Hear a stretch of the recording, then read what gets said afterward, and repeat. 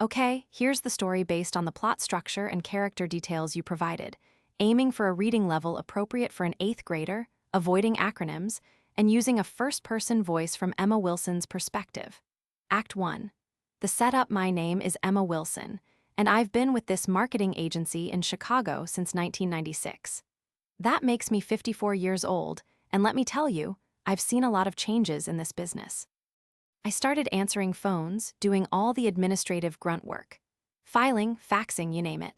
But I'm a hard worker, always have been, and within 5 years, I'd climbed the ladder to become the operations director.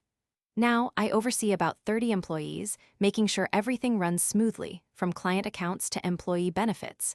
For the most part, I love my job. It's challenging, keeps me on my toes, and I work with some genuinely talented people. But like any job, it has its moments. And one particular moment, or rather one particular person, sticks out in my mind like a sore thumb. It all started in 2007 when we hired Sarah, a bright young woman fresh out of college, as a copywriter. She was sharp, creative, and quickly became a valuable member of the team. Sarah and I hit it off right away. We'd grab lunch together, chat about life, and she even babysat my son, Michael, a couple of times.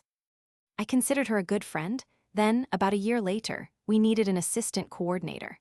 Sarah recommended her friend, Jessica, who was working as a bartender at the time. Jessica had a bachelor's degree in journalism from some college in Nevada that wasn't known for its academics. She made sure everyone knew about her degree, though. Right from the start, there was something about Jessica that made my internal alarms go off. She was friendly, almost overly so. Always smiling, always complimenting, always eager to help. But it felt insincere, like she was trying too hard. My gut instinct told me not to trust her, a feeling I couldn't quite explain. I've learned over the years to trust my gut, and this time it was screaming at me. Jessica got the job, and for the first few months, everything seemed fine. She was efficient, organized, and got along well with everyone. She and I even became friendly, chatting about weekend plans and sharing silly office gossip. I tried to ignore the nagging feeling in the back of my mind, telling myself I was just being paranoid. Maybe I was just jealous. Then, about 9 months into her employment, things started to shift. Jessica befriended 2 other women in the office, Amy and Brenda. Amy was in accounting and Brenda was in marketing. The 3 of them formed a tight-knit group, practically inseparable. They ate lunch together, went out after work, and constantly whispered and giggled in the hallways. Suddenly, it was like a clique formed right under my nose. It was around this time that Sarah, my friend who had recommended Jessica, started to distance herself from me. She became cold and aloof, avoiding eye contact and offering only curt replies to my attempts at conversation. Another woman I was friendly with, Linda, also started acting strangely, pulling away and joining the Jessica, Amy, and Brenda group. They would make plans right in front of me, making it perfectly clear that I wasn't invited. I'd hear them talking about their weekend trips, their happy hour plans, and their inside jokes. It was like being back in high school, excluded from the cool kids' table. There was the time they all went to a concert and posted pictures all over social media, pointedly tagging everyone in the office except me. Or the time they organized a potluck lunch and forgot to tell me about it until the last minute when all the good food was already gone. I could tell so many stories of their antics, the little digs, the subtle snubs, the constant feeling of being an outsider. It was childish and mean-spirited, and it bothered me more than I wanted to admit. But I tried to brush it off. I told myself I was being overly sensitive, that I was imagining things. After all, I had plenty of friends, both inside and outside of work. I didn't need their approval. I didn't care, except deep down, I did. I didn't understand why they were doing this, why they were intentionally excluding me. It felt personal, like I had done something to offend them, but I couldn't figure out what. And the fact that Sarah, my friend, was leading the charge made it hurt even more. Act 2. The downward spiral of the situation escalated slowly but surely. The atmosphere in the office became increasingly tense. The mean girls, as I started to call them in my head, would openly mock me, making snide remarks about my clothes, my work, even my appearance. They spread rumors about me, whispering behind my back and giving me nasty looks. I tried to ignore them to focus on my work, but it was hard. The constant negativity was draining, and it started to affect my performance. I became stressed and anxious, second-guessing every decision I made. I even started having trouble sleeping, my mind racing with thoughts of their petty cruelty. One day, I was working late, trying to catch up on a project when I overheard Jessica talking on the phone in the break room. I didn't mean to eavesdrop, but her voice was loud and clear. She was talking to someone about me, and what I heard made my blood run cold. "She's such a control freak," Jessica said, her voice dripping with venom. "She thinks she's so important, but she's really just a washed-up old lady clinging to her job." I couldn't believe what I was hearing. Was this really how she saw me? All those smiles, all those compliments, all a facade? It felt like a punch to the gut. I wanted to confront her, to demand an explanation, but I was too stunned to move. I just stood there, frozen in place, listening as she continued to tear me down. By the time she hung up, I was shaking with anger and hurt. I felt betrayed, humiliated, and completely alone.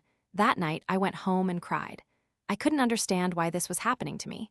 What had I done to deserve this? I felt like my entire world was crumbling around me. The next day at work was even worse. The mean girls seemed to be enjoying my misery, their eyes gleaming with malicious glee. They went out of their way to make me feel uncomfortable, constantly whispering and pointing, making sure I knew I was the target of their scorn. I reached my breaking point.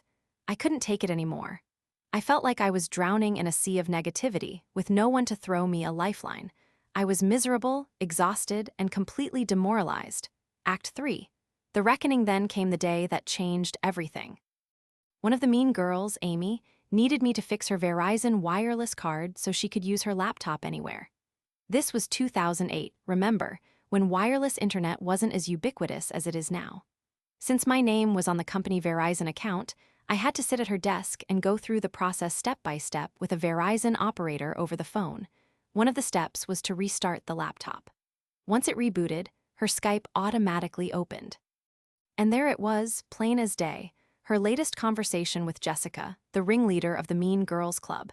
I saw my boyfriend's name immediately. He has an unusual name, so it jumped out at me. Curiosity, or maybe it was morbid fascination, got the better of me. I couldn't help but read the chat. Jessica was going off about me, detailing everything I had done that entire day. I had worked from home until 10 a.m. that morning, helping my boss with the transfer of ownership of the company, a highly confidential matter. But Jessica wrote that I had rolled in at 10 and that I did nothing, all day, repeatedly referring to me as Opera. Apparently, that was her code name for me. She was basically saying things like, "Oh, now Opera's upstairs beasing with Jean, and she just Skype called Anders, and she's now going to lunch with Blam." Anders and Jean were other employees. Blam was a local restaurant. I was livid. It was like all the blood in my body rushed to my head. I had to step outside to cool down. I felt like I was going to explode. This wasn't just petty gossip. This was malicious, calculated, and potentially damaging to my reputation and my career. They were actively undermining me, trying to make me look bad in front of my colleagues and my boss. I immediately emailed my boss, Mark, the whole story, including screenshots of the Skype conversation. I didn't hold back. I told him everything, from the mean girls' initial exclusion tactics to Jessica's blatant lies and insults. He was furious. He emailed our 2 vice presidents and me, announcing that he was firing 3 of the girls the next morning. Amy, the one whose laptop had exposed the whole thing, was spared. She had apologized to me, crying and saying that Jessica had bullied her into joining in on the activity. Plus, she was too valuable to let go. She was good at her job, and I agreed that firing her would be a loss for the company. The next morning, I arrived at work at 8 a.m., determined to put an end to this once and for all. I prepared all the exit paperwork and final checks for the 3 girls, Jessica, Amy, and Brenda. After their firing meetings with Mark and the VPs, each of them had to come to my office to sign the agreement and get their final check from MEOH, the look on Jessica's face when she walked into my office. Her eyes were red and puffy from crying, her makeup smeared, her entire demeanor deflated. She looked like a wet cat, miserable and defeated. As she sat down across from me, her eyes darted around the room, avoiding my gaze. She mumbled a few weak apologies, but I didn't say a word. I simply handed her the paperwork and a pen. Watching her sign that document, knowing that she was being held accountable for her actions, was the sweetest revenge I have ever experienced. It was a moment of pure satisfaction, a feeling of vindication that washed over me like a warm wave. After she signed the papers and took her check, she sent me a long email apology with the subject line, "Mean Girls in the Office." It was loaded with backhanded compliments and subtle digs, but I didn't reply. I didn't give her the satisfaction. That was the end of the mean girl's reign of terror. The office atmosphere improved dramatically. People were friendlier, more respectful, and less afraid. And I, Emma Wilson, had emerged from the experience stronger, wiser, and more determined than ever. And you know what? Jessica still looks at my LinkedIn page as recently as 6 months ago. I'm not sure why. Maybe she's still plotting her revenge, or maybe she just wants to see how well I'm doing. Either way, it doesn't bother me. I know who I am, and I know what I'm capable of. And yes, I'm still the operations director at the company. I've learned a lot over the years about business, about people, and about myself. And I've realized that sometimes the best way to deal with bullies is to stand up to them, to fight back, and to never let them win. TL. Dr.